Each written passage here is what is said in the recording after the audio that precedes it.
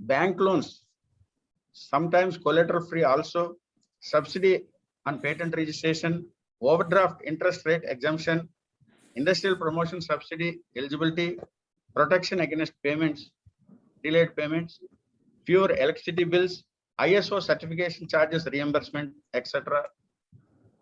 To enlighten about various other schemes, subsidies and benefits under MSME, we have eminent speaker with us today, CA Tiruvai Kumar Garu from Ongole.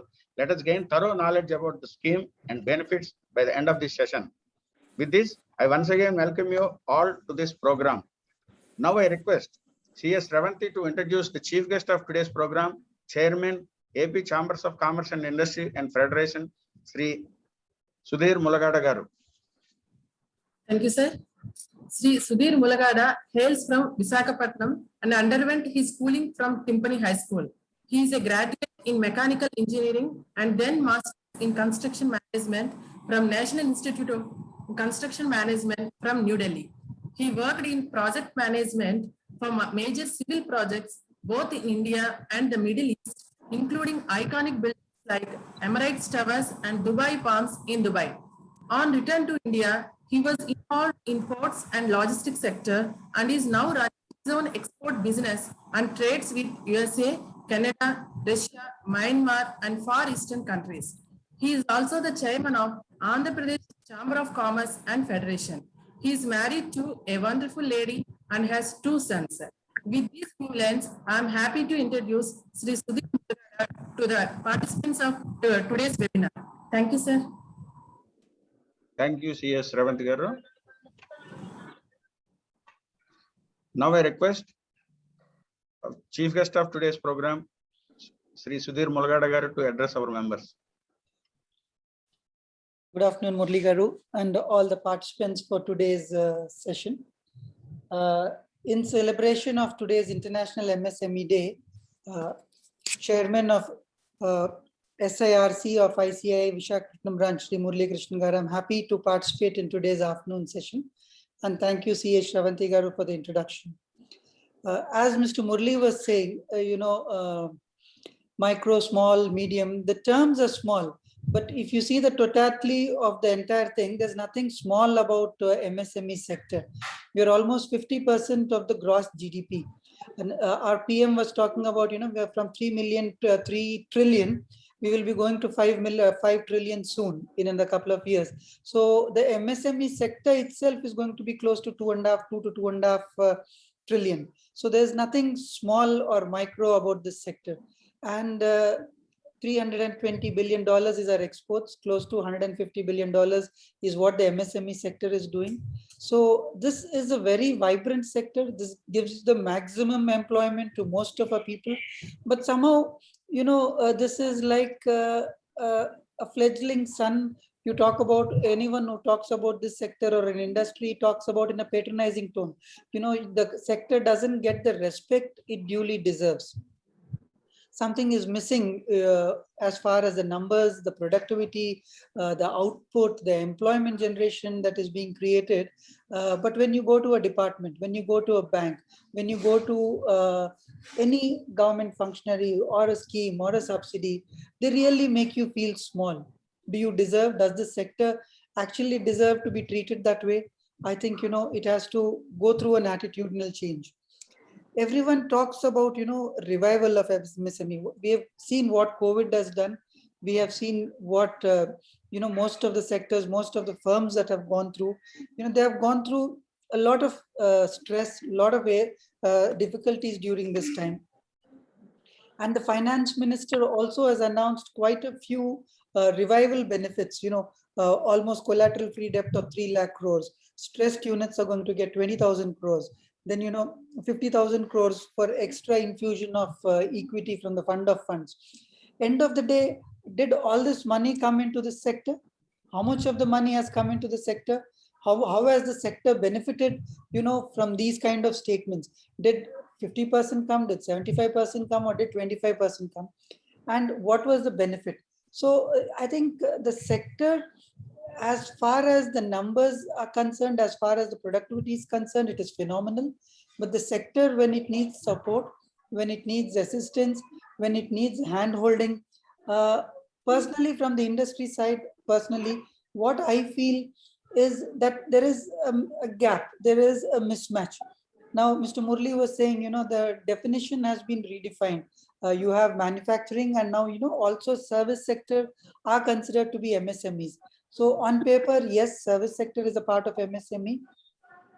But what I would like to say is, service sector like hospitality sector or something as simple as, a movie theaters, screens.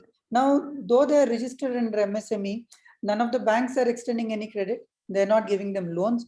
In fact, the irony is the properties on which maybe standalone theaters stand today would be worth, crores, 20 crores or 30 crores. They're not even eligible for a 2 crore loan. Something as simple as a loan against property or a mortgage loan, it's very difficult. I mean, I don't know if most of you CAs would be having clients who have movie theaters, and just how difficult it is to get a loan for something as simple as a cinema complex. It's very difficult, though there's no default. And they're good contributors. Each theater contributes 5 lakhs per month on an average to the GST. So 1,000 screens in AP contributes almost 350, 400 crores as a revenue to GST. But this sector has been overlooked. But there are some sectors like, okay, I'm not saying you should not give. There's some small sectors that have been involved. They said they're entitled to benefits, but you should also see like which sector is contributing in terms of employment, in revenue, and are we giving the sector the due benefit and the due handholding. I think this is a very good session in the sense that there's a lot of support that needs to be given, that a lot of drive that needs to be given, and there's a lot of push that needs to be given. Government is facilitating by announcing a lot of schemes. End of the day, how much of the schemes are translating to actual reality? Now, I wonder, even now I wonder, I don't have a figure. Maybe you professionals would be having a figure. Out of the 3 lakh crores promised by our finance minister, Nirmala Sitharamanji, during the last COVID, April-May session, that we will be doing this, how much has literally come into the MSME sector? So this is something, very vague. Today you take about, we were just reading about Videocon. 90,000 crore is the NCLT. Out of 90,000 crore default, I think the vendors and the banks are going to get about 1,100 crores. Now, I think if one sector, what is Videocon's output, what is Videocon's employment, and what can 90,000 crores do to the MSME sector as a totality? I think it can give a real boost to the MSME, a default of one firm or a one group, the kind of hit that the nation and the bankers are taking, that is the kind of, the support if the MSME is given. Just see the kind, maybe 5 trillion will happen in, maybe 2 years, if this is the kind of support that is given. So I think we would like to hear from our chief guest, eminent chief guest, Mr. C.A. Chakka Thiruvayu Kumar Garu, on what are the benefits and how we can actually use those benefits and see that it benefits the industry. And I once again thank Mr. C.A. Murli Garu for inviting me to this session. And I'm sure this session would be productive and useful to the members. Thank you very much. And after the session, I would request Murli Garu to send us a copy on, I think this is being recorded, so that we can circulate to our members. Some of them have logged in, but I think we will be circulating to them. Sure, sir. Thank you, Murli Garu, and thank you, everyone. Thank you very much for addressing our members and for your wonderful speech, Sudhir Garu. Now we recognize the presence of Samsura Garu of Shravan Shipping, who is immediate past president of this AP Chambers and Commerce and Industry, and also having very other posts like independent directors board member. Samsura Garu. Yes, Murli Garu. ఒకసారి video on చేసి ఒకసారి మా members అందరికి video on cheyalenu. Okay, I'll speak and anyhow I'm very happy the way you are taking the decision. And see, right now I am the chairman for IOD Institute of Directors. I am the state head, and in the same of NACFS, National Association of Containerization, I am the All India body vice president. So because previously I worked in the CII as the general chairman and all these things. See, at the end of the day, what we want to do business. We want to do business in a systematic way. When the things are not there in right direction, we want to set right the things in right direction, so that even to increase the MSME limit up to 200 to 250 crores, We put all our efforts, we pull all our strings from CII and Ashocham and FICCI. Then from 200, finally Nitin Gadkari ji forced to agree up to 250 because many people are there in between 200 to 250 crores. So then we represent the matter. See the need of the hour, even MSME, what people talk, what is happening and what is the other side of the coin. But we have to bridge the gap. What people talk in a different, what reality, they will not give the loans, whatever they are talking. But in the same time, there is a time limit. Recently also, when we are talking to the State Bank CGM, we told them very clearly, sir, if you want to give the loan or not giving the loan, but tell the customer clearly, okay, within 1 month, you keep a timeline like 30 days or 60 days, then accordingly work it out. These people say so many reasons, so many things, everybody will raise their own objection. This type of things has to be sorted out. Let them see what is the criteria, because any loan they are giving on basis of the, I can say, the assumptions in India. If tomorrow something goes wrong, who is at fault? See, our even the projections, our projections are on basis of certain things. What is the basic of the projection? Tomorrow anything go wrong. So in this, what I can say, uncertainty of the world, entrepreneur is doing the business. So one way, rules and regulations, because there is no business, people are not in a position to do the business, but they are not bothered to inform the rating agencies how whether they have to, because rating agencies say there is no instructions. If any deviation more than 60 days or 90 days, we want to degrade the rating. Then because people are not getting, there is no business, people are not getting the money. These all things government must take into account and save the MSME industry. That's what my opinion, sir. Anyhow, thank you very much, Murali Garu, for giving the Thank you, opportunity. sir. Thank you for joining with us. Thank you. Really dynamic people like you should be at the helm of affairs and in various forums like this to represent the business community or the industry, sir. Thank We you are very with you much, always, Officer sir. Rangan. We are with you always, Murali Garu. Thank you. Thank you, sir. So now I request CA Jagdish to introduce the speaker of today's session, CA Tiruvai Kumar Garu. Yes, sir. Yeah, good evening, all. Let me first wish you all a happy International MSME Day. And our today's session speaker, CA Chakka Tiruvai Kumar, hails from Ongole, Prakasam district. He's a BCom graduate and chartered accountant in practice at Ongole. He did his articleship in one of the oldest firm in Chennai. He's a fellow member of Institute of Chartered Accountants of India and passed DISA of ICA in 2005. He is also a graduate member of Institute of Chartered Accountants of India. He passed both CA and CMA inter and final in first attempt. He has been in practice since 1996. He served as Ongole branch of SARC of ICI as treasurer for the year 2014-15 and as secretary for the year 2015-16. His social responsibilities are, he acted as joint secretary for Andhra Kesari Vidya Kendram Ongole and also acted as treasurer for AVOPA Ongole. His areas of interest are addressed many public awareness meetings for the income tax department, commercial tax department, and also several trade associations. He addressed many CPE seminars on income tax, GST, tally, as well as MSMEs. He has contributed many articles which are published in renowned newsletters and websites. That's it, sir. What do you say? Thank you, Jagdish. Now I request the speaker, Tiruvai Kumar Garu, to proceed with his session. Thank you, sir. Thank you. At the outset, good evening to everyone. So today's chief guest, Sudhir Garu, and branch chairman Murali Krishna Garu, and also Prasant secretary, and also other members of the managing committee of the Visakhapatnam branch of SIRs of ICI, and also the dignitaries from the various trade associations. Very. Sir, not audible, Murali Garu. Sir, voice కొద్దిగా లోగా ఉందండి కుమార్ గారు కొద్దిగా. Happy International Day, Andy. Everyone. How is now, sir? Is it audible? Yeah, good, now? sir. Now good, sir. Yeah, audible.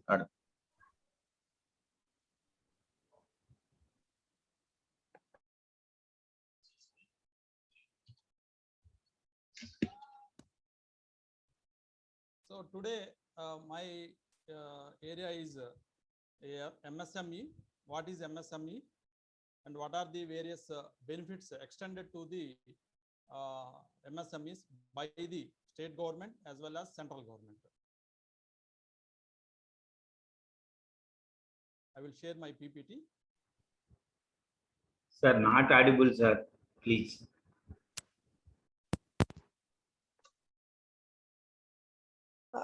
I think you should bring your microphone to the top and it's a little bit low. అంటే it's low అండి. Not audible కాదు కానీ, but it's low. Just you can increase the mic.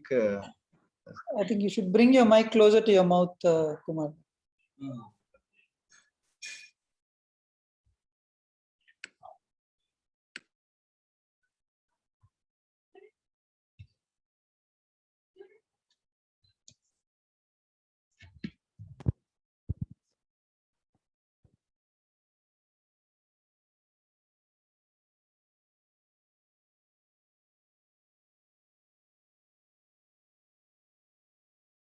I am not able to share the PPT, sir.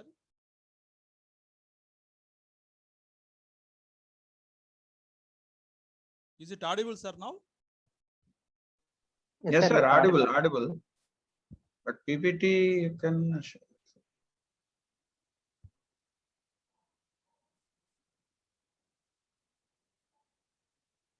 Somehow I'm not getting the. Co-host rights given.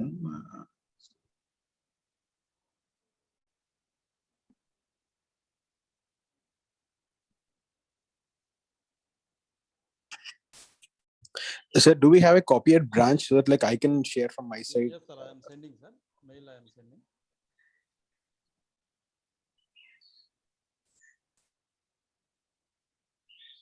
Just a minute, Swaroop, I am checking. I will just. Yes, sir.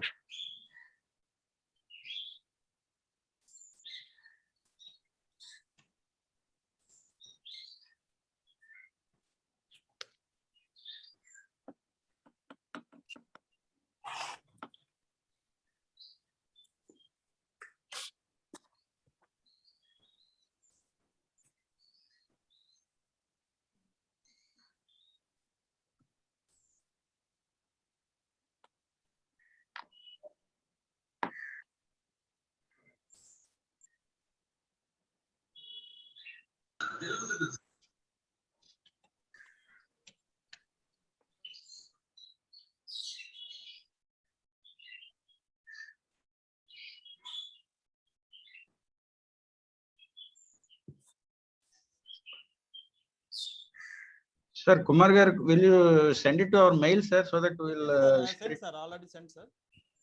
Uh, Visakhapatnam branch mail sent, sir. Yes, sir, yeah. We got your profile, PPT, we are just.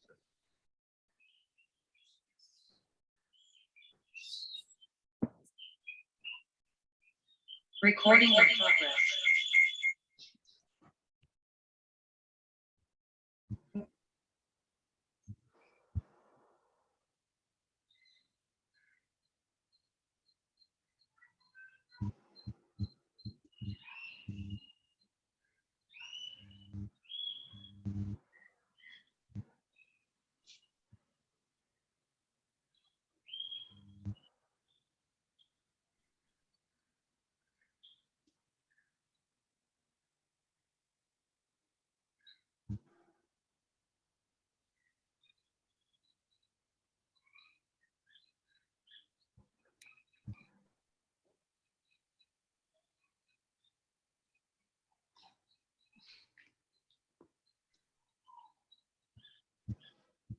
Audible, sir, now? Yes, sir, yes, sir. Sir, next slide, sir. Sir, I have given you like access for the moving to next slide. Just try to like press the next button, sir. If it is moving, you can only do the controlling.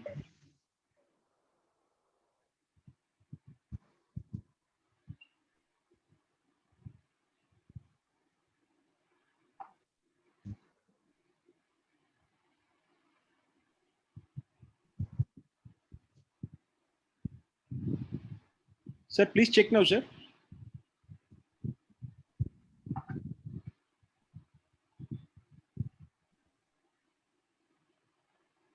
Yeah. Legislation for the industries is enacted in the year 1951, and all we know that the name of that act is the Industries Development and Regulation Act 1951. This is the first act after the independence.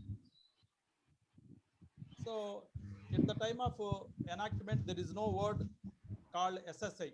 First, the word called SSI was coined in the year 1984. It is called as ancillary and SSI industries in the 1984 and other industries, other large industries. In the year 1984, it was first coined. The SSI name was retained until 2006.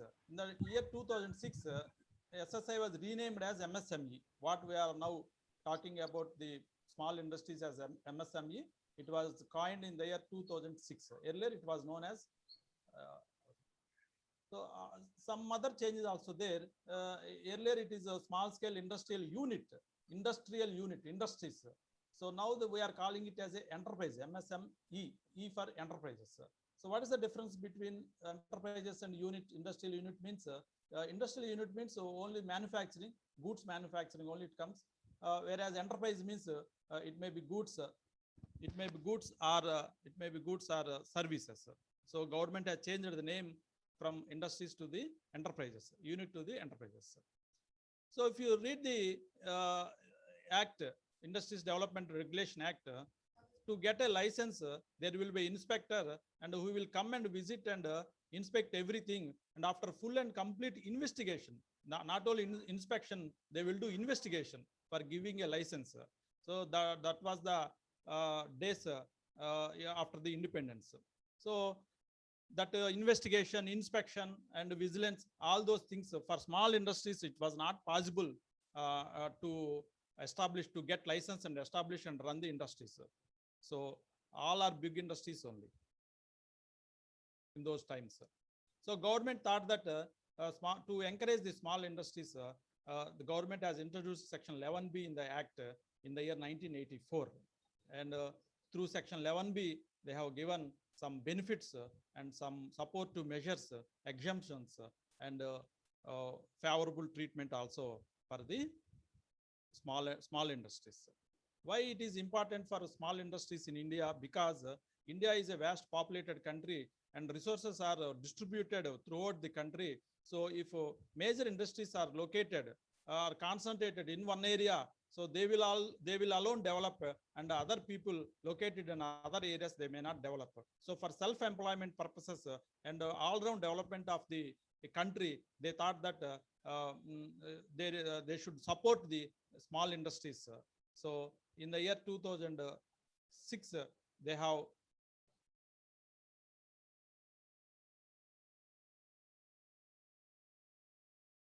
brought a new act, MSME Act. The Micro, Small and Medium Enterprises Development Act. I have given the link also. If anyone wants to download the act, they can download from here. And a separate ministry was also set up. Earlier, it was only Ministry of Industry. Now there is a Ministry of Micro, Small and Medium Enterprise also. Everything comes from 2006 onwards. Wherever possible, I have given the links, and you can go through the PPT. I will share later on. So you can follow the links also. So who is the agency for this MSMED Act? It is the Development Commissioner MSME. For income tax like CBDT, and for GST, CBS like that.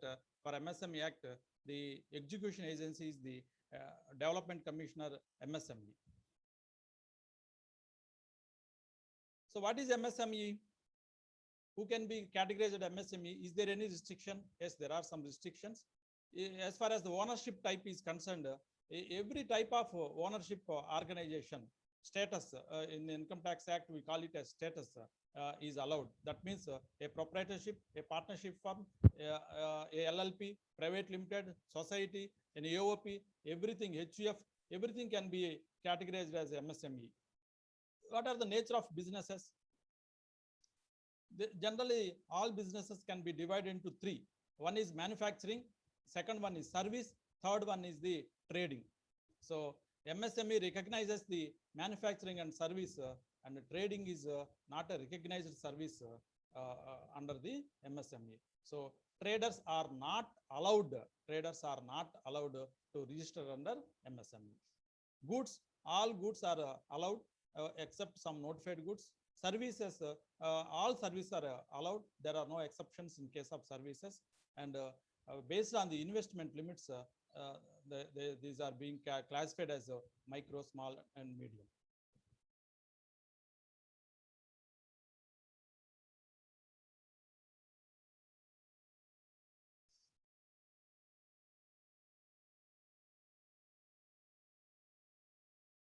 there is a big change from 1/7/2020. We all know from 1984 till 2015, we call the registration of the MSME as the SSI registration EM2 part 2 or EM2. We call it as EM2, Enterprise Memorandum. EM means Enterprise Memorandum. It is totally manual and it is issued by the District Industry Center, which was there in headquarters of the every district.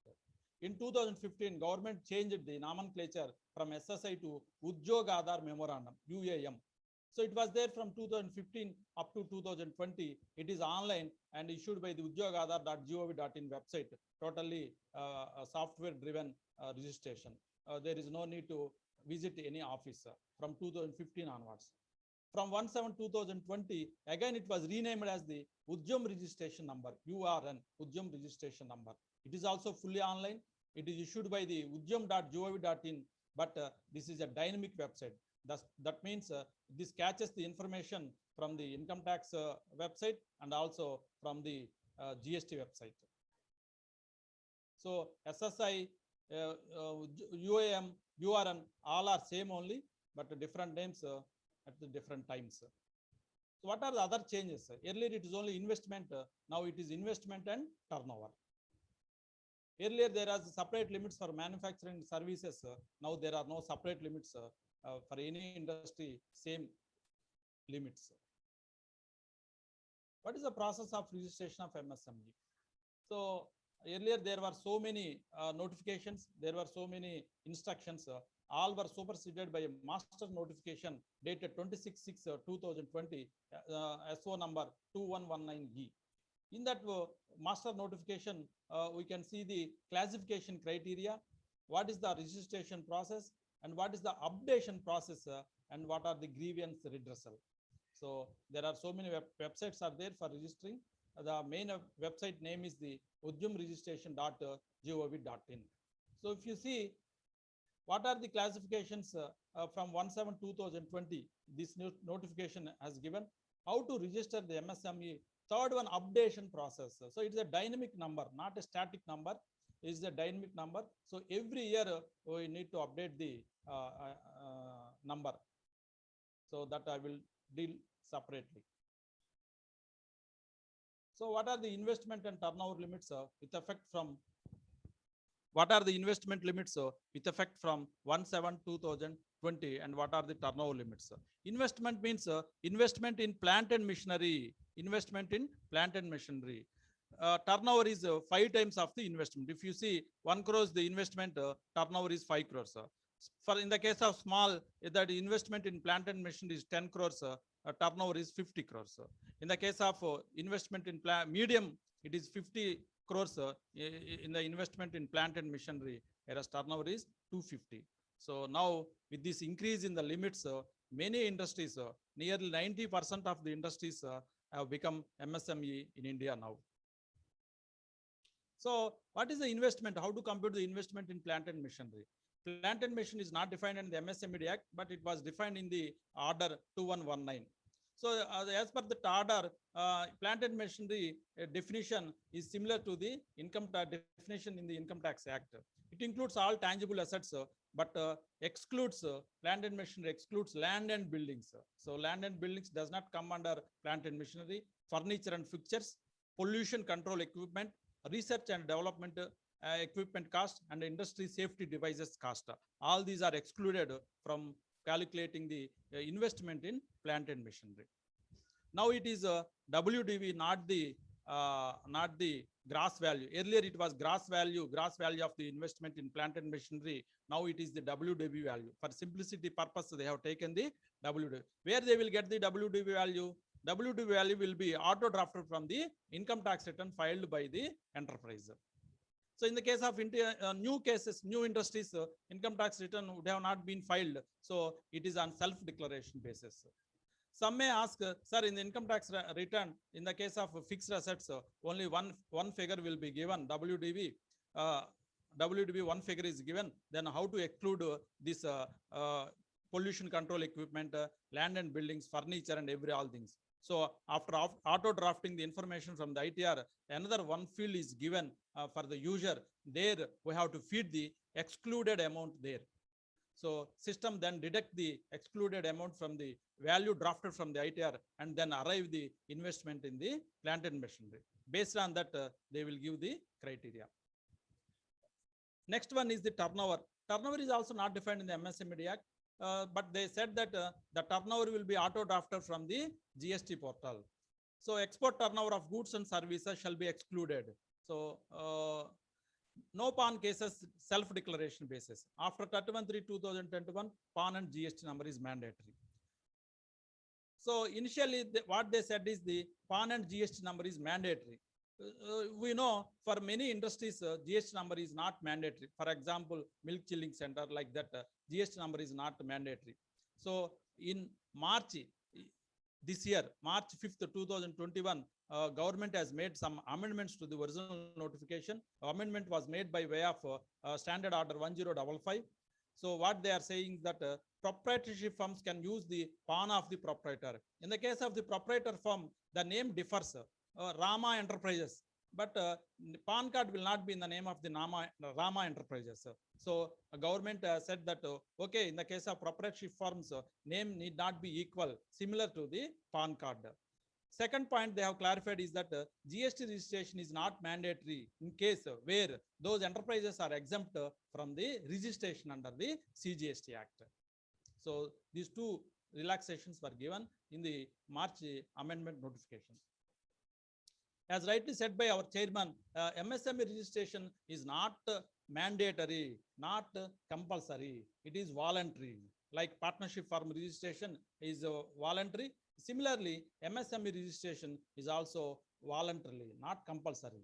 If you want some benefit, you can register. At what point of time you can register? At any point of time. At the time of starting of the unit, or after 1 year, after 5 years, after 10 years, whenever you want, you can register your unit as MSME in the Udyam registration portal.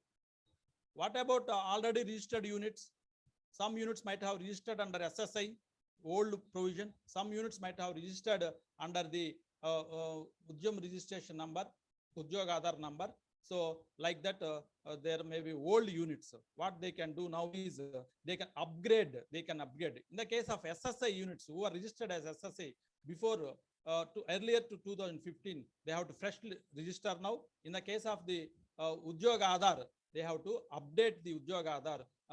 That means to migrate to the Udyam registration number. In the case of Udyoga Aadhar, they have to migrate to the Udyam registration number. So URN, earlier it is UAM, now it is URN, Udyam registration number. So after registering, you will get the Udyam registration number. Everything is online, and we need not submit any documents.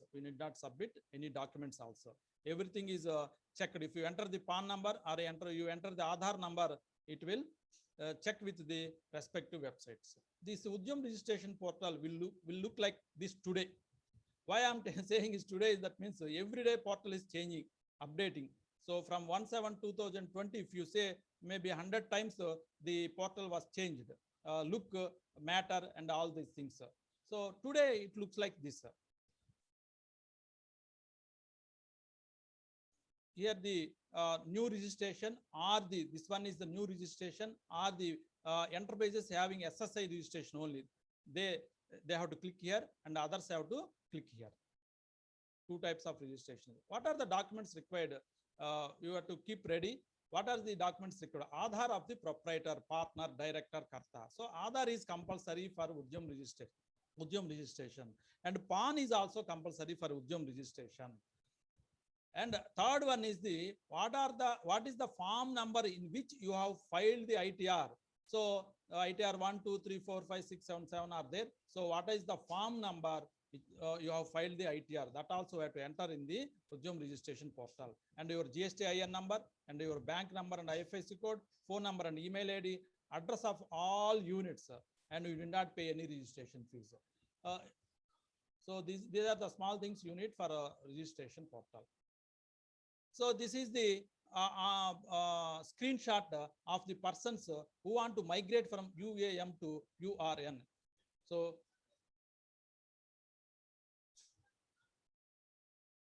this is the login for the updation. So every year we have to update our category. So you may, one interface may come from micro to, may become micro to small unit, small to medium, or medium to small, small to micro, or it may be out of the MSME purview at all. If the turnover is more than 250 crores, out of the purview at all.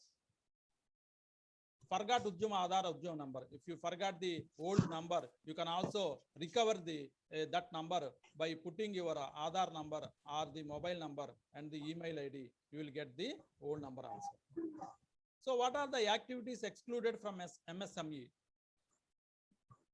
As per the 2017 Office Memorandum of the Finance Ministry, the following are excluded from the MSME registration.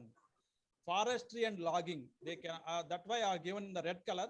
Forestry and logging, they are not allowed. Fishing and aquaculture, not allowed. Wholesale and retail trade, not allowed, sir. Wholesale and retail trade, not allowed.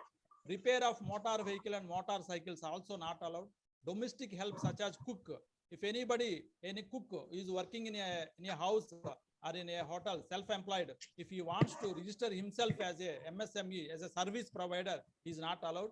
Household production of own use such as cloth and farming, activities of external bodies such as UN and IMF. So international bodies also, they cannot register under the MSME. Certain crop activities also excluded from the MSME registration. If you want the full details of this notification, kindly follow this link. In 2020 December, until last year December 1st, they have modified this list. They have excluded the gambling and betting activities. Earlier, gambling and betting activities also can be registered as MSME. They have realized that lacuna, and on 1st December 2020, they have excluded gambling and betting activities as ineligible activity.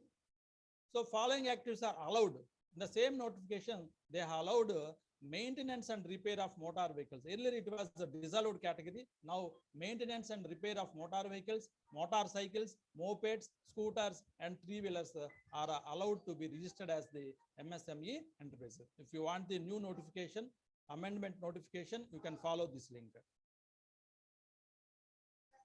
Whether CA can register as MSME, this is the main question. Yes, sir. CA is also service provider. He can register as MSME. I am giving here the 5-digit code also, NIC code. NIC means National Industrial Classification Code. It is just like HSN code. It is here it is called as NIC. It is a separate code, separate altogether, separate code, separate classification. Here it is the 5-digit code is the maximum one. For chartered accountants, whether doing practice as a proprietor or a partnership or LLP, they can register their partnership firm or proprietorship firm or LLP firm, chartered accountant firm under the MSME. The codes they have to select is the 69201 accounting, bookkeeping and auditing activities, 69202 tax consultancy. If they are giving any other services, they can search and add any other activity. So chartered accountants are allowed. What is the time limit for re-registration? Earlier, re-registration, EM Part 2 or the Ujjogadar people who are having EM Part 2 and Ujjogadar, they are allowed to continue their registration number until 31st March 2021. That means notification, this change notification came on 1/7/2020. From 1/7/2020, old people are allowed to continue with the old number up to 31st March 2021. Due to this pandemic, government has extended that one up to 31st December 2021. That means if any industry is having old number, they can continue to the old number up to 31/12/2021. This notification was issued recently on 16th June 2021. If they have not registered or they have not migrated to the this new procedure, their EM Part 2 number or Ujjogadar will be invalid. So updation of Ujjum registration every year based on the ITR GST it is compulsory because the investment and turnover will change every year. So updation is compulsory. If they are not updating every year their URN, it will be suspended. URN will be suspended. This graduation means changing from one to another. It may be upward graduation, lower graduation. So that also can be done. Micro to small, small to micro, medium to micro, like that. So what is the benefit of this one new website? Udyam automatically links to government e-marketplace and also threats. Every year based on the turnover and investment, the category of enterprises will be decided whether macro or small or medium. Once maximum turnover limit is crossed, enterprise will lost its MSME status. So as on date, total registrations in the Udyam registration new portal is the 34 lakhs 42,393 registrations were done in the new portal. There are many people who are not yet migrated to the new portal. They are having the old number only. So this is the data as on 26th June 2021, yesterday data. So this is the MSME registration and procedures update and everything. Now we are coming to rights and benefits of the MSME. So once you have registered as the MSME, are there any rights to you? See, these rights are provided at various places, sir. Industrial Development Regulation Act, there are some rights. MSME Act, there are some rights. Central government is giving some benefits. The state governments are giving some benefits. And other PSUs, other agencies, NABARD like that, SIDBI and Horticulture Board like that, they are giving some other benefits. So it is not at one place. What are my MSME benefits? If you want to see it, you cannot see at one place. Like Income Tax Act means Income Tax Act 1 Act. Like that you can't see. So everywhere you have to look for what are the benefits available for the industry, the selected type of industry, location, investment. Based on all these types, we have to search for the suitable investment subsidy schemes. So one of the main right for the MSEs, the micro and small enterprises, is a beautiful right, but now it was exclusive right was not there now. So it is the exclusive right to manufacture things. So earlier, some senior chartered accountants may be aware, certain type of products have to be manufactured by the MSMEs only. Big products, big companies, they cannot manufacture. For example, shampoo like that. Earlier, only small units are allowed to manufacture, but now that benefit was not there, gone. Okay, this exclusive right to manufacture was not there now. Public procurement policy. Under this policy,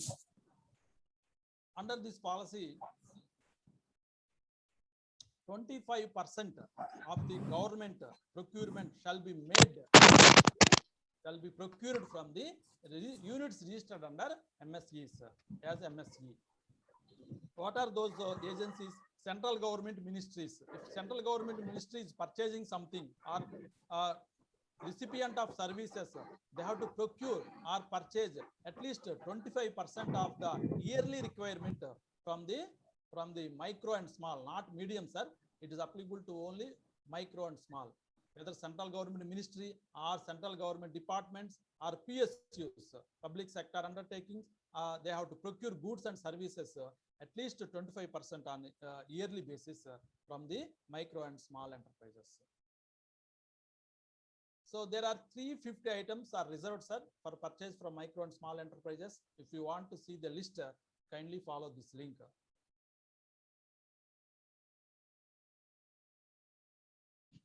It is a sambandh.msme.gov. It is a, if you follow this link, you will land in this website. It is a website of the Ministry of Micro, Small and Medium Enterprises, sir. So now we have seen the so far we have seen the right of the MSME as per the Industrial Development and Regulation Act. Now we are seeing the right of the MSME as per Chapter 5 of the MSME Act 2006. As under this act, under this Chapter 7(5), the buyer has to pay the outstanding amount. Buyer has to pay the outstanding amount. That means settle the invoice within the prescribed time limit. This is a very beautiful right of the MSME, sir. So this we can educate all our MSME clients. So what is the time limit? Credit period, time limit. What is the time limit? If there is any credit period is mentioned in the invoice or credit period is agreed credit period is agreed between buyer and seller, that credit within that credit period, the buyer has to pay or buyer has to settle the invoice, MSME invoice. If no credit period was mentioned, 15 days. If credit period mentioned, it was 45 days, maximum credit period 45 days. That means even if credit period was mentioned as 60 days, no way, the buyer has to pay within 45 days. Even both have agreed for 90 days credit, no way, buyer has to pay within 45 days. That is the maximum credit period allowed under the Act. If no credit period is mentioned, only 15 days.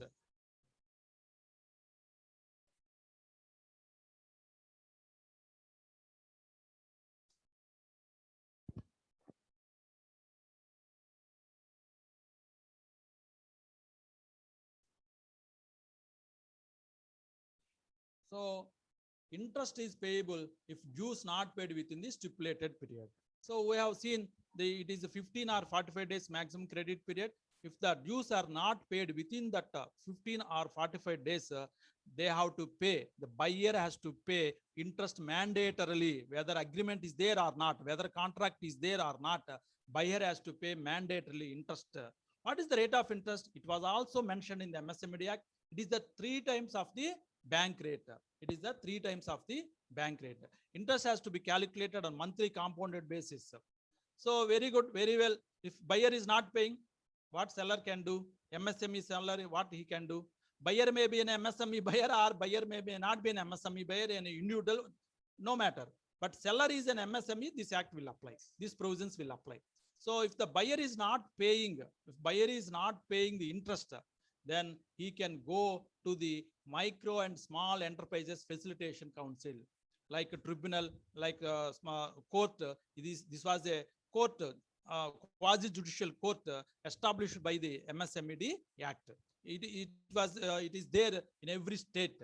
It is there in every state. I will give you address also.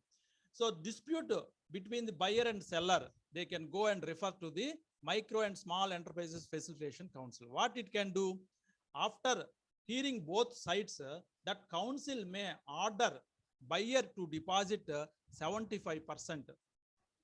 But if the order given by the facilitation council is not followed by the seller and he wants to appeal that order, he has to deposit minimum 75%. So we go for appeal, income tax 20%, GST also, like that we go pay and go to the appeal. Here buyer has to pay the 75% amount before going to the court. So very good provision.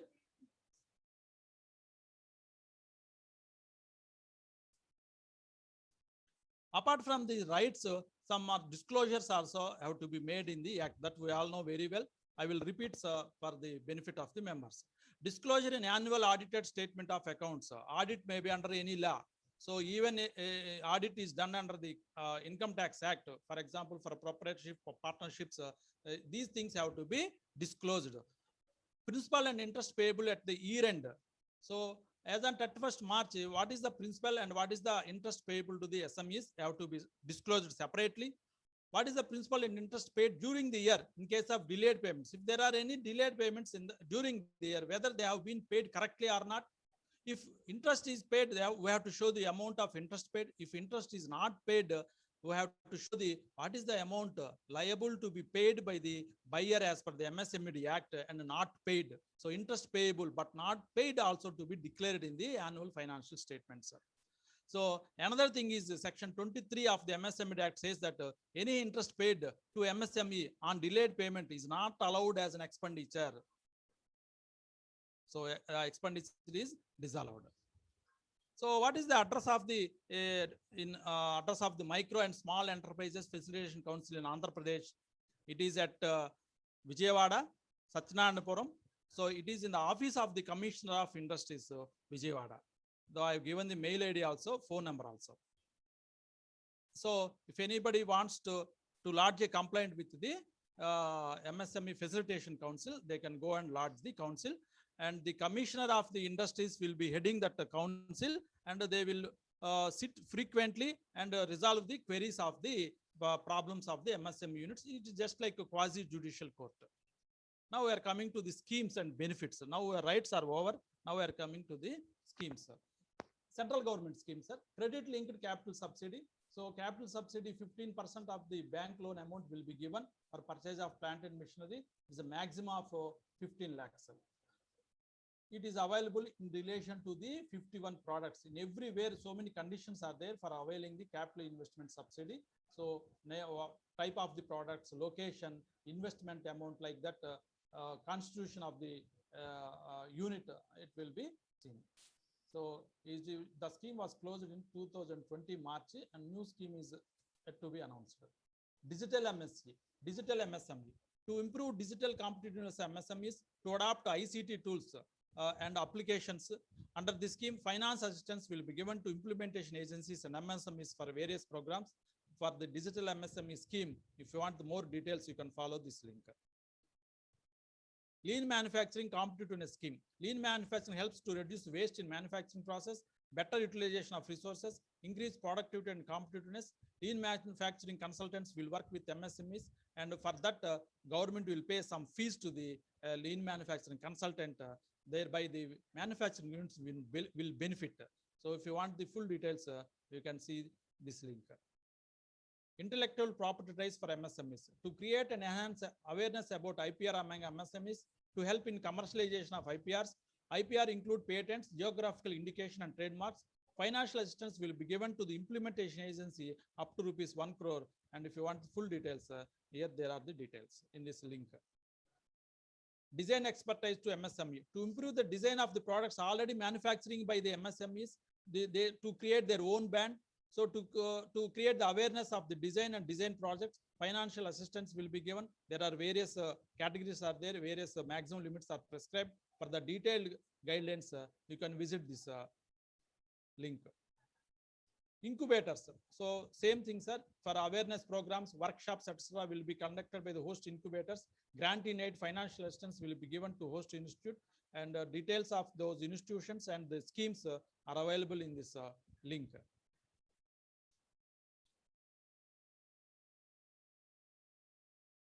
JED is a very important one. Zero defect, zero effect. So zero defect means if the products manufactured are zero defect, that means 100% good quality products. There are no malfunction in the products produced by the MSME. The effect will be good on the company, name of the company, brand of the company will be good. So there are 5 categories are there, 5 levels are there for this certification. This is like ISO certification, sir. There are 5 certification levels are there. For to meet the cost of this getting certificate, government is reimbursing certain expenses.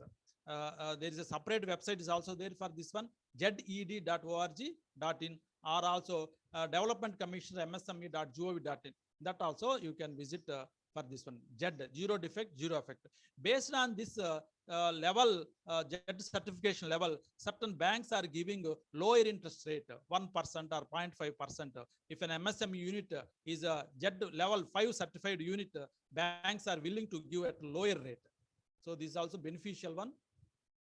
Next beneficial one is the TREDS, Trade Receivables Discount Scheme. Recently, government is promoting this scheme to a large extent. TREDS, T means trade, trade, RE means receivables, D means discount, S means scheme. This was launched in the 2014. What is this scheme? I will explain in brief. There will be a supplier, MSME supplier. There will be a buyer. Buyer need not be an MSME one, anyone. So supplier supplies the goods to the buyer or services to the buyer, raises the invoice. Supplier raises the invoice. That invoice will be uploaded in the TREDS platform, website. Platform means website. The supplier uploads the invoice in the website. Upon uploading the invoice in the website, buyer has to accept that one. Yes, I purchased the goods from this person and this is the invoice value. I am accepting this invoice. That means he is accepting his liability to pay the amount to the supplier. Then the financier will come into the picture. Okay, so he will finance that invoice to the supplier. Okay, so 45 days time is there. So supplier wants, MSME supplier wants money before that period. So financier will finance that invoice amount, discounted amount to the supplier. After the period of the credit, buyer will pay amount to the financier. So who are the financiers? Anyone financier can register in the portal. There are 3 portals are there, sir, as of now. One is the m1exchange.com. Second one is the invoicemart.com. Third one is the rxil.com. Receivables Exchange India Limited. RXIL is the Receivable Exchange India Limited. It is set up by the NSE SIDBI together. Okay. So everyone has to register. All these 3 stakeholders have to register in that website. Okay. So upon submitting the invoice, upon uploading the invoice by the supplier, buyer will accept. Then that data will be flown to the financier. There may be 10 or 20, 30, 50 financiers may be there. All financiers will check the validity of that invoice and the credit worthiness of the buyer.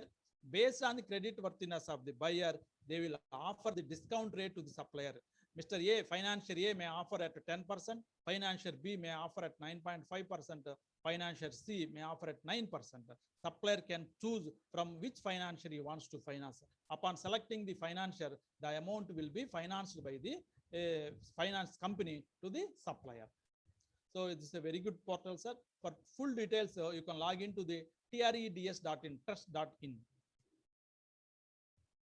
So CGTMSC, we all know. So up to 2 crores without collateral. That means primary security will be there. Up to 2 crores loan can be sanctioned to the MSME units. MSE units only. Medium enterprise not covered here. Only micro and small are covered. Up to 2 crores loan amount. Whether it is only for manufacturing units or service units, it is available for both manufacturing and services at the discretion of the bank. Okay. So this scheme is useful for the young entrepreneurs who are having talent but no collateral security. Okay. This depends upon the bank and manager whether to sanction collateral free loan or not. For the full details of the scheme, please visit cgtmsc.in. National Credit Guarantee Trustee Company. It is a new one. National Credit Guarantee Trustee Company, NCGTC. It was established in the 2004. Earlier in the Atmanirbhar Bharat 1 package, 3 lakhs crore cover is provided. That cover is provided by the guarantee cover is provided by this company, trustee company, not the central government directly, but it is owned by the central government. This trustee company provides the guarantee cover under the ECLGS scheme announced in the year 2020. I'm not going to details of the Atmanirbhar Bharat scheme, sir, because it is already known to everyone. So what are the other schemes of this NCGTC? There are other schemes also there. Credit guarantee for education loans. You know, up to 4 lakhs without any collateral security, banks are giving education loans, sir. That education loans guarantee is given to the banks by the NCGTC. Credit guarantee for factoring, credit guarantee for skill development, credit guarantee for stand-up India loans, credit guarantee for micro units. So there are so many credit guarantee schemes. You can visit and avail these benefits only for the micro, small and enterprises. The website is ncgtc.in.en.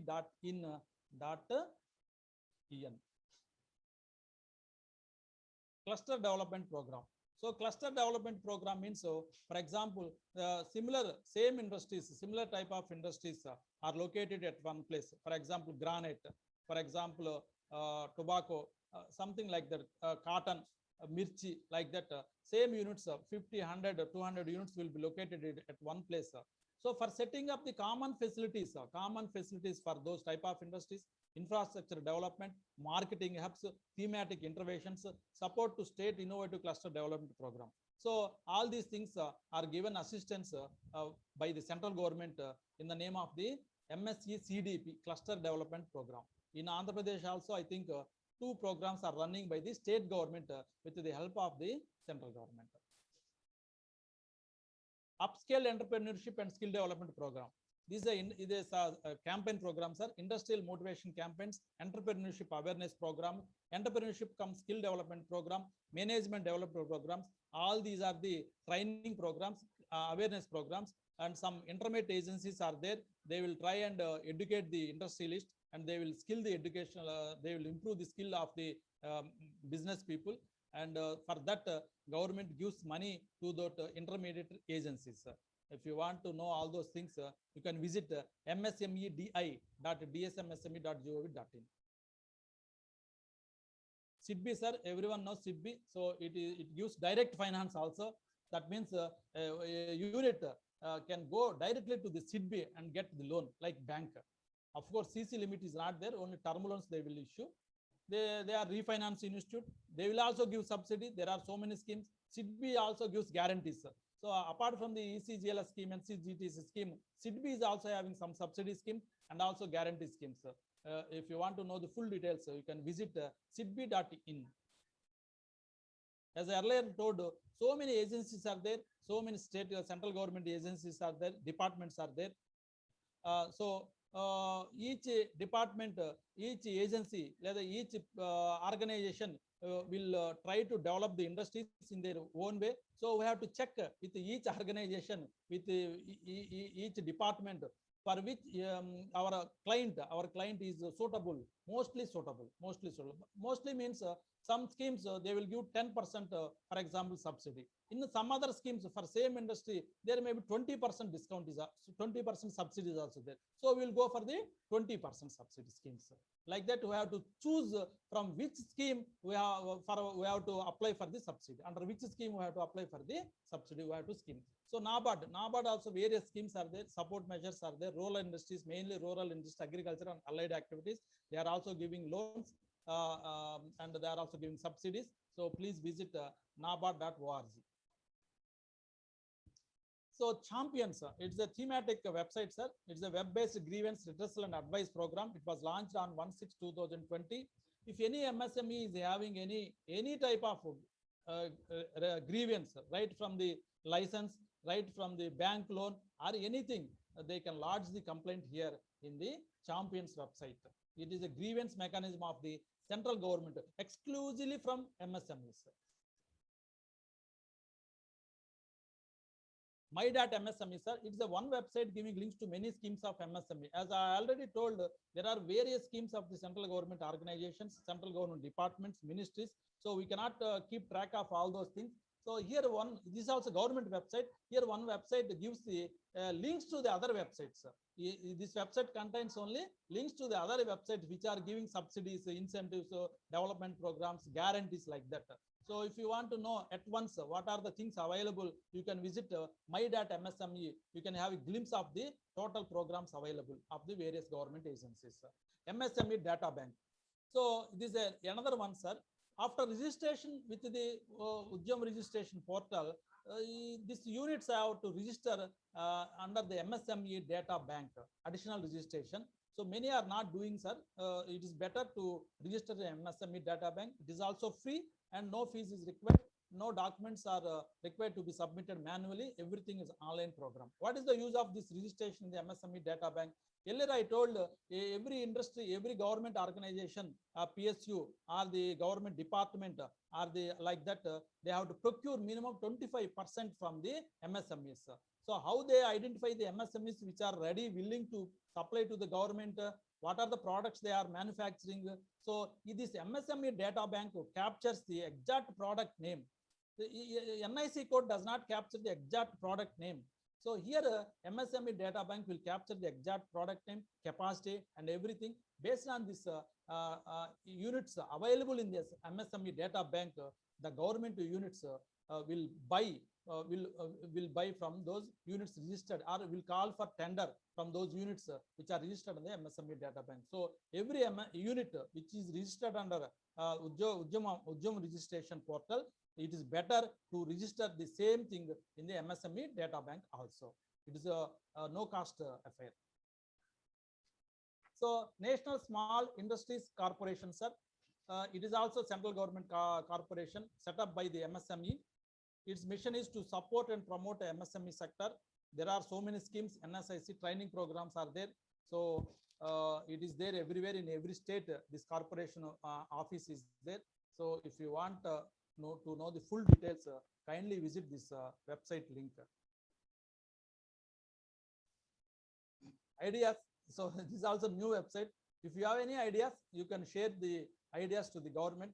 So appropriate government department will contact you to appraise the ideas and also to give suggestions about your ideas. So it is a MSME bank of schemes, ideas, innovations and research. So website is the ideas.msme.gov.in. An idea can change the life. Based on that concept, they have the. So ministries, some ministries or schemes are there, sir. Ministry of Agriculture, separate schemes are there. Ministry of Chemicals, separate schemes are there. Ministry of Food Processing, separate schemes are there. Ministry of Horticulture, separate schemes are there. Now I will check some of the schemes. Ministry of Food Processing Industries. So Ministry of Food Processing, the Pradhan Mantri Kisan Sampada Yojana, 6,000 crore rupees are allotted. Under these schemes, mega food parks, cold chain units, complete end-to-end cold chain units, agro processing clusters, all are about 10 crores, 20 crores, 50, 200 crores units, are all these units. So every year they are coming up with this scheme. I think in AP there are 6 or 7 units they have registered under this scheme. So for full details of the scheme details, you can visit mofpi.nic.in, Ministry of Food Processing Industries, mofpi.nic.in. You can visit this website. Now we are coming to the last part, horticulture. What are the benefits for the horticulture? There are a lot of benefits for horticulture. So Vizag may be suitable area, climate, parang. Commercial horticulture, sir. Commercial horticulture. What are the horticulture subsidy schemes by the National Horticulture Board? Like NABARD, it is also a board, sir. National Horticulture Board. It was set up by under the Ministry of Agriculture and Farmers Welfare, Government of India. Scheme name is the Commercial Horticulture Development in Open Field Conditions. Horticulture in open field, that means without any roof. Commercial horticulture development in open field conditions. What is the subsidy? Subsidy in the case of Northeast region, hilly state and scheduled areas, 50% of the project cost will be given as the subsidy. So that means maximum 37.5 lakhs will be given as the subsidy to the units established in the Northeast region, hilly state and scheduled areas. In the case of other areas, it is 40%. It is 40% of the project cost. Maximum 30 lakh subsidy will be given if you are establishing a commercial horticulture plant. Commercial horticulture, second one, sir, commercial horticulture plant in a protected cover. So in videos we are seeing some are growing the vegetables and other flowers under a cover, sun cover. So it is 50% of the project cost. They will get more subsidy. 50% of the project cost will be given as subsidy, maximum of 56 lakhs. So there is no difference between Northeastern region and other areas. Entire in India, if you are setting up in a horticulture, commercial horticulture development in protected cover, under a protected cover, you will get 56 lakhs as subsidy. Some more schemes are there, sir. Commercial horticulture development in open field conditions. Commercial horticulture development in protected area, already we have seen. Third one is the post-harvest management projects.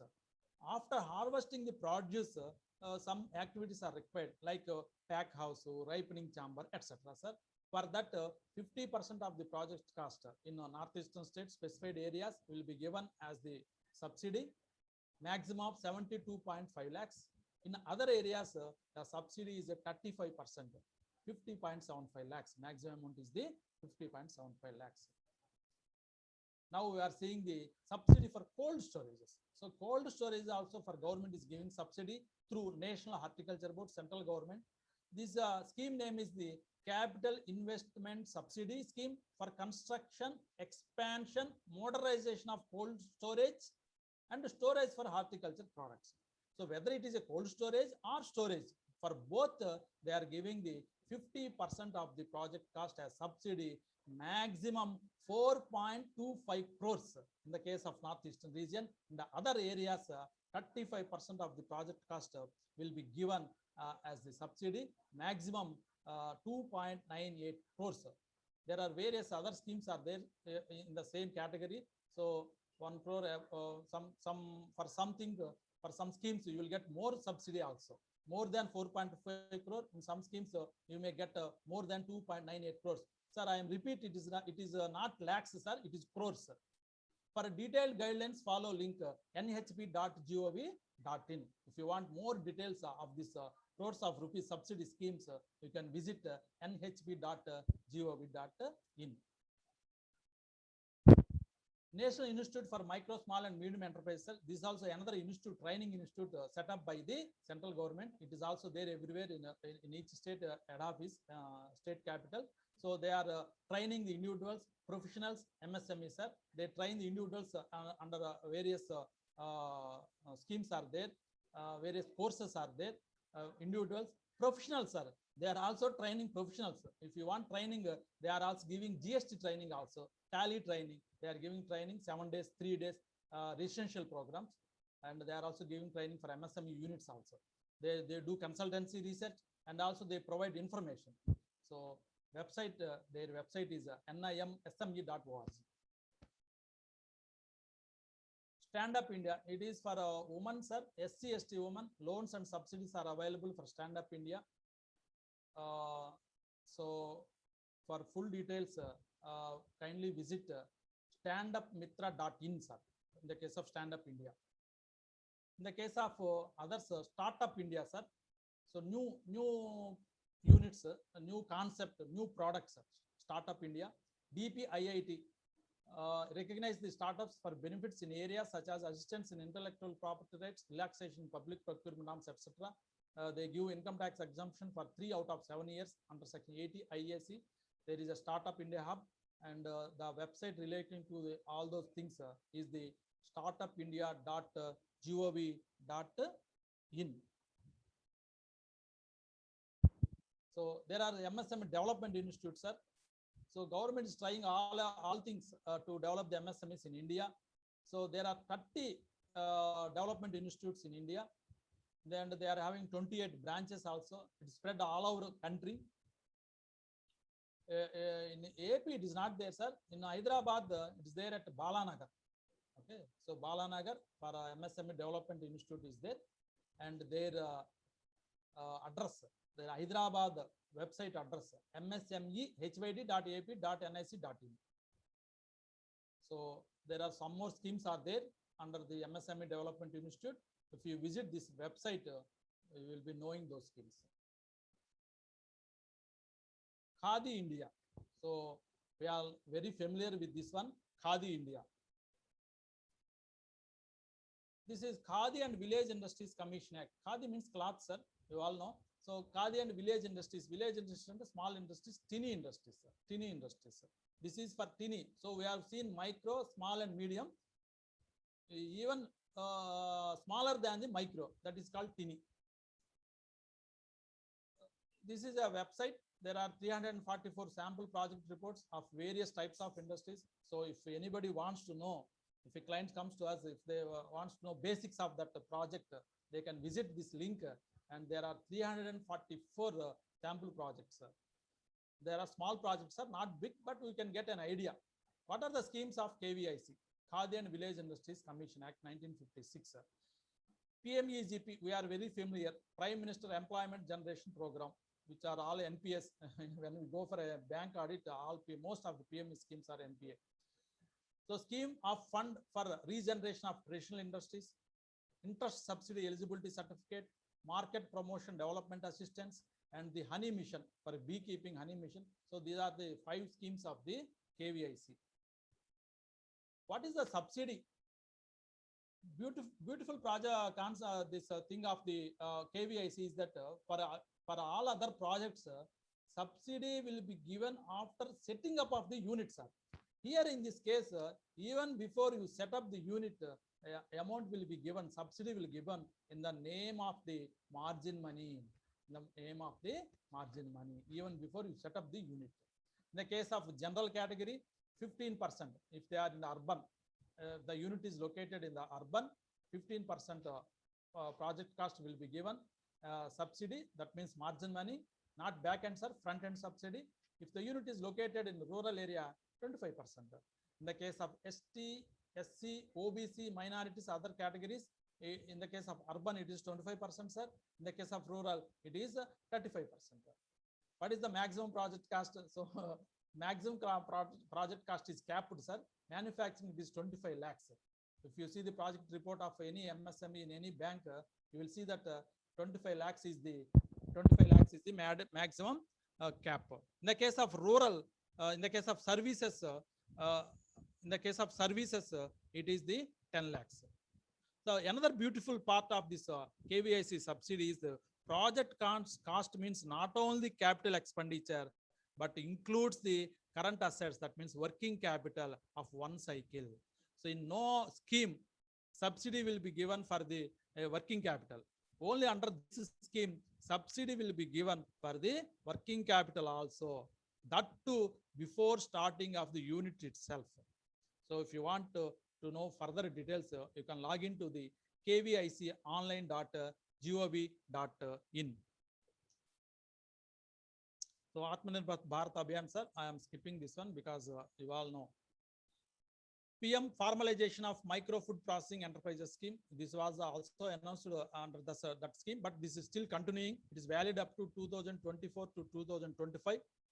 It is a formalization of the food industry. So to compete with the branded industries, government is planning to support the small units which are having good name in the local area to brand their products, to get the ISI certification. Like that, government is supporting, sir. 10,000 crore is the outlay. So very good scheme for this one, formalization of the food processing industry. So for full details, you can follow this link. Operation Greens is a very beautiful scheme. Earlier, this scheme is limited to the 3 crops: onion, tomato, potatoes. So we see during certain times in a year, there is no rate for tomatoes. Within next 2 months, 3 months, tomatoes will reach 100 rupees per kg. Likewise, in AP, cost may be 1 rupee tomato cost, but in Delhi, it may be 50 rupees per kg. So there may be differences due to the location, nature, climate, and availability. So this scheme gives subsidy for transportation of the vegetables and fruits from one place to the other place. What is the subsidy? No, 50% subsidy will be given on the transportation cost of vegetables from one place to the other place. Second, 50% subsidy on storage, including cold storage. So not the construction of the cold storage, sir. Here 50% subsidy. 50% subsidy for the storage cost. That means charges paid by the entrepreneur to the cold storage. Suppose 10 lakhs was paid to the cold storage. 50%, 5 lakhs subsidy will be given by the government. Earlier it was covered for only onion, tomato, and potatoes. Now it covers everything, all fruits and vegetables. 50% for transportation cost and 50% for storage charges. Government will give subsidy. How much, you know, sir? This is the maximum subsidy. Maximum assistance to 1 unit is rupees 50 crore. 1 unit may get in its lifetime 50 crore assistance under this Operation Greens. This is also food processing ministry is giving this subsidy. If you want full details of this Operation Greens, please follow this link. Department for Promotion of Industry and Internal Trade. This is the main department of the government which controls everything, sir. FDI, Foreign Direct Investment, is also controlled by this DPIAP. Industrial policy, they frame the industrial policy. National design policy, they only frame. National manufacturing policy, budgetary support under GST regime, all these things under dipp.gov.in. So they administer the activities, these acts: the Industrial Development and Regulation Act, the Explosives Act, Inflammable Substances Act, Boilers Act, Copyright Act, Patent Act, Design Act, Geographical Indication of Goods, Trademarks Act, National Institute of Design Act. All these acts are administered by the DPIIT.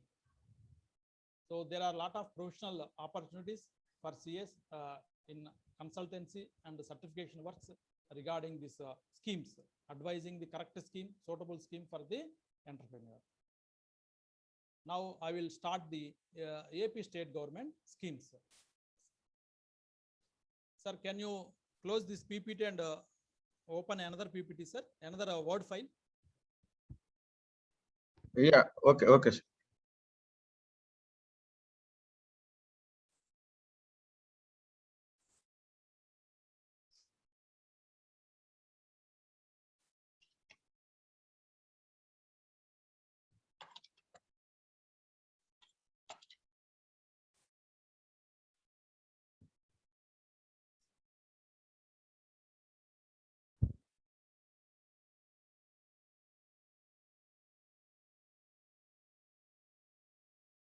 Right.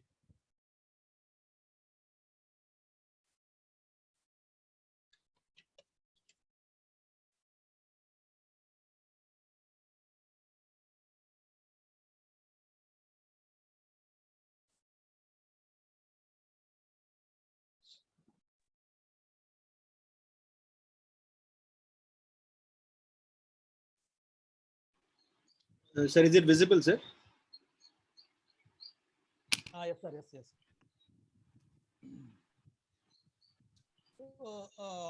Part B, sir, and last presentation.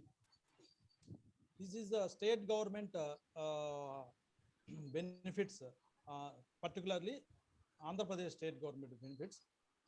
This scheme was launched on 10th August 2020, sir. 10th August 2020. And the scheme is applicable for the units commenced commercial production between 1/4/2020 and 31st March 2023. That means 3 years period, inclusive of both dates. 3 years. If any industry commences its commercial production between these dates, in these 3 years, they are eligible for the incentives. Incentives, location-based incentives, sir. Anywhere you can set up the unit in entire state, but there are some restrictions. In the case of manufacturing units, Vijayawada, Vizag and Amaravati not allowed, sir, under this scheme. Vijayawada, Vizag, Amaravati. If you set up any unit in these locations, you will not get subsidy. In the case of service units, there is no such restriction.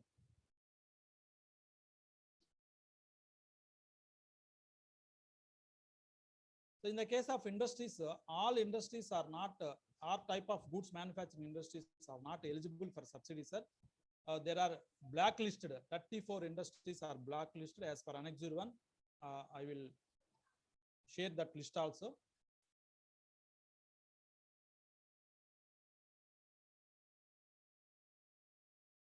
In the case of survey units, specified services are eligible for the subsidy. So in the case of goods, blacklisted goods are there. In the case of services, specified allowed services are there. Okay. Now we will see what are the ineligible industries for subsidies of the state government. Sugar and jaggery making, distilleries, animal rearing, tanning, farming like poultry, piggery, all types of hatcheries except mechanized hatcheries, alcohol-based industries, varnish and thinners, all these things not eligible for the subsidy. Lime kiln, book binding, tobacco barons, all types of sawmills, okay, road metal units, stone crushing units, coal pulverizing units, soap making units not operated by power, shampoo and other cosmetic items except those having national, international certification, cinematography, videography, video parlor, theaters, photo studios are not eligible. All industrial of mobile nature like rigs, concrete mixing plants, mobile nature meant moving units are not eligible for road metal mixing, ready-made concrete mixing, including site oriented industries. Tailoring not allowed except ready-made garments. Mining and quarrying. Sir, voice is not audible, sir. Mining and quarrying is not allowed. All types of generation, transmission and distribution of electricity, X-ray, clinical pathology labs not allowed. Servicing and repairing. No, sir, not audible, sir. Voice is not coming. It's coming to us. Sir, it is audible, sir. For me also it's audible, sir. Yes, it's audible. Servicing and repairing. Sir, is it audible now? Yeah. Servicing and repairing units, except cold storage. Like that, there are 34, sir. 35th is the any other industry notified by the state government. So far not notified. So 34 units are not eligible for the industrial subsidy. Vizag, Amaravati and Vijayawada also not allowed. Services which are allowed: industrial material testing laboratories, industries related to R&D, common skill development centers, machine training centers.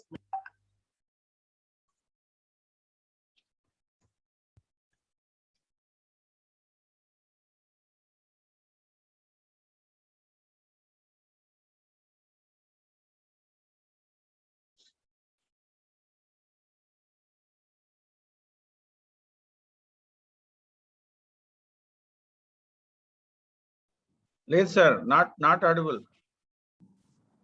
Sir, without Without headphones, I will try. no, this is very nice, sir. This is very nice. Okay. So cotton, jute, all the services which are allowed is given, sir, here. So 12 services are given, and 13th one is the any other service enterprise notified by the state level committee for inclusion in this list from time to time. So any other like any other. So list of additional eligible activities carried out in the case of industrial parks, industrial large units, common effluent treatment plant is also allowed. Common water treatment plant and like that is also allowed. So Parishram Aadhar, sir. So Udyoga, we have seen it is a central government scheme. Now state government wants another Aadhar for the industries. It is Parishram Aadhar. So every unit should obtain Parishram Aadhar number for getting incentives. This Parishram Aadhar contains some more information, sir. Location, geo-tagging location, type of goods manufactured, number of employees, skill set required, like that they are mapping and they are issuing the Parishram Aadhar. It will be issued by the general manager, district industry center. Okay. So whether the subsidy is available for new one or existing one, it is available for new ones, sir. But in case of existing ones which are going for expansion portion is allowable for subsidy. In the case of diversification portion is also available. But expansion or diversification should be at least 25% of the existing capacity. 25% of the existing capacity.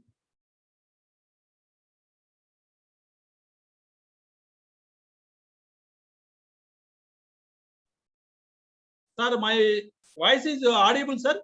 Vinipistunda? Yes, sir. Audible. Very audible.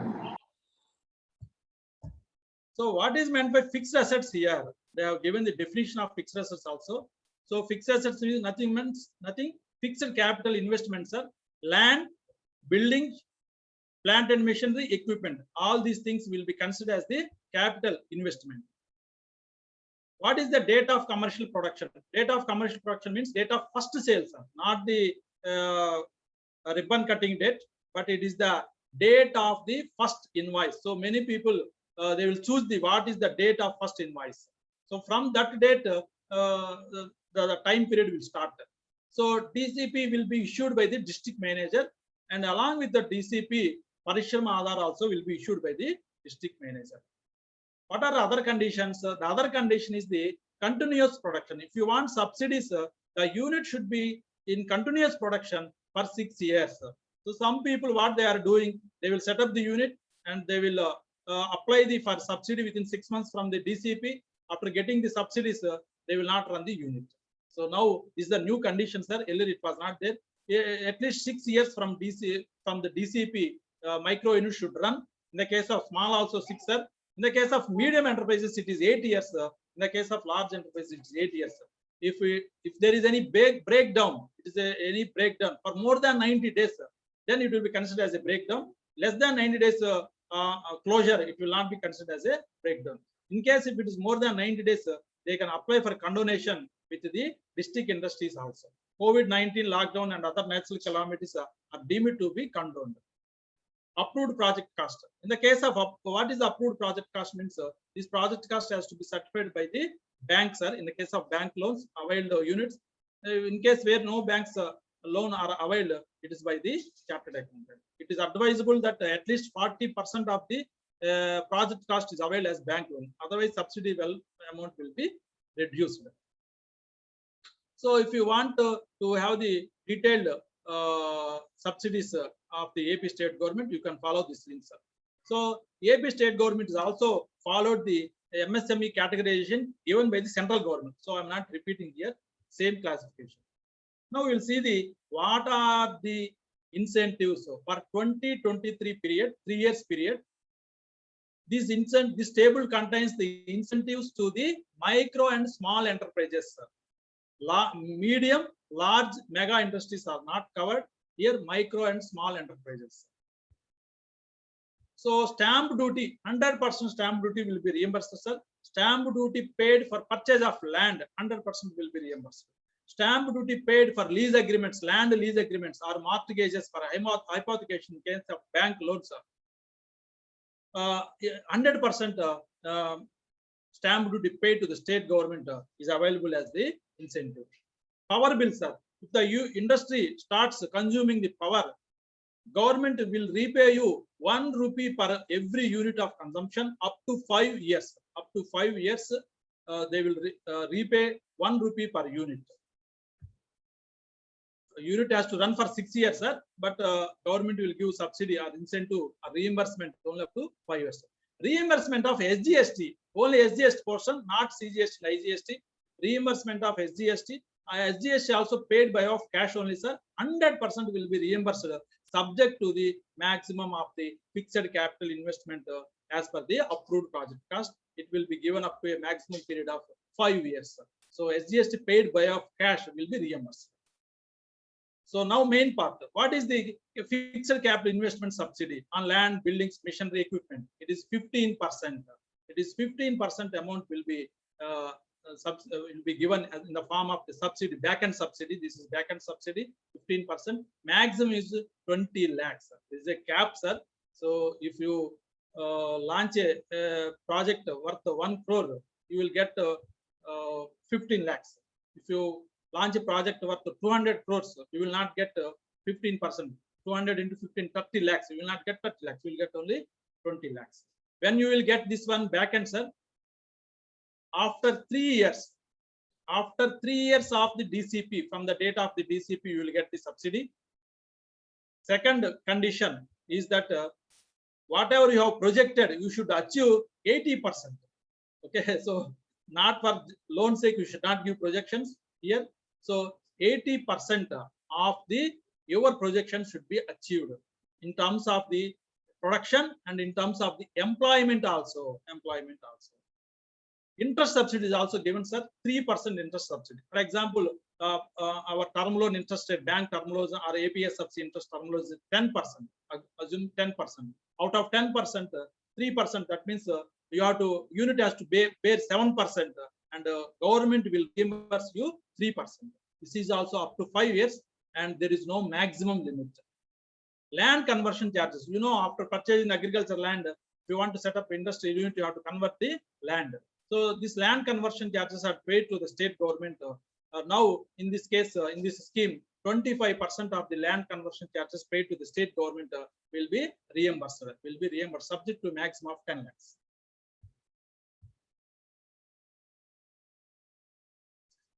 This is for medium, large, and mega, sir. Medium, large, mega enterprises.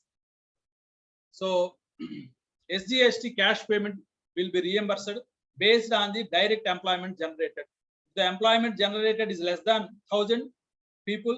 50% amount of the SGST paid in the form of cash will be reimbursed. In the case of 1,000 to 2,000 employment generated, 75%. More than 2,000 plus, 2,000 plus, it is 100% reimbursed up to a maximum period of 5 years. Here also, capital investment is 15%, maximum limit 20 lakhs. And interest subsidy 3%, land conversion charges 25%.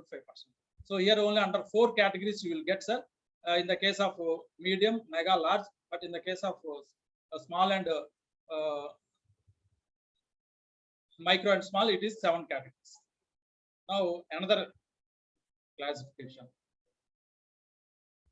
This is the incentives for women entrepreneurs belonging to BC and minority communities, sir. So only women, not for men. If a BC category men starts the unit, you will not get subsidy under this table. Only for women entrepreneurs, that too belonging to BC and minority. Here also same, sir. Stamp duty 100%. Agreement charges for hypothecation, lease 100%. Here power bill at the rate of 1.25 per unit. It was 1 rupee for the other categories. For women category of BC and minority, it is rupees 1.25 per unit up to 5 years. SGST reimbursement same. Micro and small, in the case of micro and small 100%, medium 75%, large 50%. Investment subsidy, here you can see the major change difference. It is 35% of the capital cost of the project will be given as the subsidy, subject to maximum of 50 lakhs. Subject to maximum of 50 lakhs. So that means up to 50 lakhs they can get the investment subsidy. Interest rate subsidy 3%, sir, same, 5 years, no change. Reimbursement of land conversion charges 25%, same. In the case of land purchased from the industrial estates of APIC, 50% subsidy will be given. So this is the additional benefit given to them. Coming to the last category, it is a SC/ST category, sir. The scheme name is Badugu Vikasam. Badugu Vikasam. It is also for a 3 years scheme. It is SC/ST, men or women, anyone. Okay, anyone. Reimbursement of stamp duty 100%, sir. Lease charges, mortgage charges, stamp duty paid on lease and mortgage deeds 100%, sir. Power bill will be reimbursed at the rate of 1 rupee 50 paise per unit. Earlier it was 1 for general. For women it is 1 rupees 25 paise. For SC/ST it is 1 rupee 50 paise up to 5 years. Reimbursement of SGST in the case of micro and small 100%. In the case of medium it is 75%. In the case of large units 50%. Maximum cap is the capital investment up to 5 years.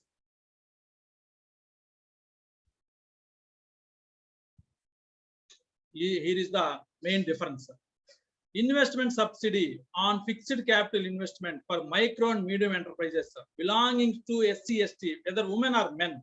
In the case of manufacturing unit, the investment subsidy is the 45% of the cost. 45% of the cost, maximum is 75 lakhs. In the case of service sector and transport, it is also 45%, but maximum cap increased up to 1 crore you can get a subsidy. Service sector, you know, transport also, you know, transport means purchasing the lorry, purchasing the truck, purchasing the truck. If you purchase trucks worth more than one, for example, 1 crore of truck, if any truck was purchased by the SC/ST, you will get 45 lakhs. Interest subsidy on term loans. So here interest subsidy also there is a change, sir. There in other cases only 3% is provided as interest subsidy, but here excess of 3% is total amount is provided as subsidy. For example, bank is charging 10% interest rate. Here subsidy will be 7%. Subsidy will be 7%. That means Pavala Vaddi. Only unit has to bear only Pavala Vaddi, and the excess amount will be bear by the state government. So maximum is 9%. Maximum 9. For example, 15% interest is there. So 15 minus 12, 12% government will not give. Only 9% they will give. So maximum rate of interest is 9%. Subsidy rate. It is also up to 5 years. Reimbursement of land conversion charges 25%. Rebate on land cost purchased in the industrial estate 50%. These are two are additional, sir. Quality certification. If you go for ISO like that, quality JED certification or other certification, 100% will be given. The cost of the certification will be given by the state government. In the case of machinery, micro units, seed capital assistance. That means front-end subsidy, seed capital assistance for purchase of machinery. In the case of micro units only 25%. Like KVIC, this is a front-end subsidy, 25% will be given. That too for the first time entrepreneurs of the SC/ST. So in the that entrepreneur father and mother should not be entrepreneur. he is the first time entrepreneur in the family. So those persons will get 25% front end seed capital assistance. Okay. Now I have given a small example, sir. It's already 5 times over. Estimated subsidy, nature of business. For example, I have taken a granite and polishing unit. For understanding purpose, I have given this example, sir. Land cost is 25 lakhs. Assume that land cost is 25 lakhs. Shed is 50 lakhs. Plant and machinery is 75 lakhs. Total capital investment is 150 lakhs. 1 crore 50 lakhs. Total capital investment. Bank loan 80 lakhs they have given as the bank loan. Assume that bank loan has given 80 lakhs.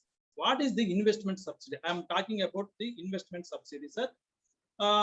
You know 15%, 35, 45. Apart from the investment subsidy, there are so many other subsidies also. I have calculated on random basis, on estimated basis. So what will be the estimated subsidy they will get over a period of 5 years, sir, including investment subsidy, electricity, all those things, sir, all those things. In the case of women belonging to BC and minority, sir, the project cost is 1 crore 50 lakhs. This woman belonging to BC and minority, they may get up to 75 lakhs as the subsidy. 75 lakhs as the subsidy over a period of 5 years. In the case of SC, ST, they may get up to 1 crore, sir. Put together all. I am talking about put together all. 1 crore they may get subsidy in the case of SC, ST. In the case of others they may get up to 40 lakhs. So on a capital investment of 1 crore 50 lakhs, others may get over a period of 5 years, 40 lakhs. So what are the main conditions? Earlier these conditions are not there. Now in this scheme they have put some conditions. 3 years of continuous operation should be there. After that only they will give subsidy. You may ask me, sir, earlier you told 6 years and 8 years continuous operation. Now why you are saying 3 years? Okay. So after 3 years, government will give the subsidy, but they will monitor whether your unit is running for 6 or 8 years. If unit was shut down after 5 years of operations, they will reclaim the subsidy amount. They will ask for refund of the subsidy amount. So 80% achievement of production target, 80% achievement of employment generation target. This is the main problem. So if you are given any target for employment, 80% should be there. Just book entry is not possible. It should be through PF registration only. And every unit should get a professional registration and pay the taxes for the unit and also for employees. Then only that 80% achievement will be calculated. So for further information, you may visit this apindustries.gov.in website, sir, for getting all those details. So what are the role of the chartered accountant? What is the role of the chartered accountant in the case of fiscal incentives of the state government of Andhra Pradesh? First one is we have to certify the project cost or the revised project cost. That is the first work for us as per the scheme, sir. Other things are there for professional opportunities for consultation. As per the scheme, the project cost should be certified by the chartered accountant. 1, 2. Actual production. So 80% of the actual production is should be achieved. No, that should be certified by the chartered accountant. Okay. 3. If any second-hand machinery is purchased, allowed, sir. Second-hand machinery is allowed to a certain extent. Subsidy will not be given, but allowed to the certain extent. So that amount of the second-hand machinery purchase, it should be certified by the chartered accountant. 4th, self-fabricated machinery is there. Something like that. We ourselves, unit itself manufactured the machinery. They bought iron, steel, and all those things, material, and they fabricated the machinery. So that machinery cost has to be certified by the chartered accountant. In the case of new planted machinery is installed, that value has to be certified by the chartered accountant. And the 6th one is if any SGST is paid by of cash, no SGST reimbursement is there, no. If any SGST is paid by cash, that certificate has to be given by the chartered accountant. So these are the 6 areas of the for the professional opportunities in case of incentives of the state government of Andhra Pradesh. Thank you, sir. Thank you very much. My session is over. Thank you, sir. Thank you very much for your detailed presentation. And first of all, thank you for accepting our short notice request. And by addressing our members, we are very happy. Members are benefited a lot with these schemes and other deliberations of your session. So really, thank you very much. Now I request members, any, because the speaker is having time constraint because he has another session, 5 o'clock he told. So for the question and answers, whatever are there, you send to the branch. We will get clarification from the speaker through mail. So by now we are closing this session. I request Prashant Kumar, for secretary of our branch, to propose vote of thanks. Respected Chairman C. Murali Garu, Honorable Chief Guest and Chairman of AP Chamber of Commerce and Industry, Shri Sudhir Mulagada, and Land Speaker C. Tiruvayur Ji, senior members and other dignitaries, good evening to all. I am privileged to propose vote of thanks for the session conducted on the occasion of International MSME Day on my own behalf of the Visakhapatnam members. Sir, I convey my heartfelt gratitude for accepting our invitation, for sharing your knowledge and addressing our members on this occasion. I also convey my heartfelt thanks to our learned speaker for giving a wonderful and sharing his knowledge and experience on in spite of his busy schedule. Sir, your deliberations on the state and central government schemes and subsidies to the MSME are wonderful, sir. Your special focus on the areas like MSME registration process, URN, rights and benefits to the MSME, rights to MSME and payment dues to MSME, digital MSME, AP schemes for MSME, IPR for the MSME, and MSME cluster development and so on are exhaustively covered and extremely well, sir. I also convey my thanks to the Shri Samashivarao Garu, who is a past chairman for AP Chamber of Commerce, who addressed our members.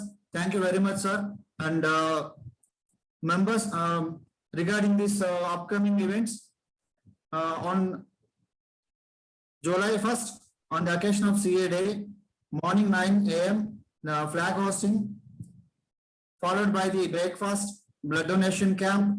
In the evening, entertainment programs virtually, tombola, puzzle game, and recorded programs and so on. I request all the members join and make it a big success. I also extend my thanks to our chairman for giving this opportunity. Thank you one and all. Thank you very much, sir. Thank you, Kumar sir. Once again, thank you very much, sir. Thank you, sir.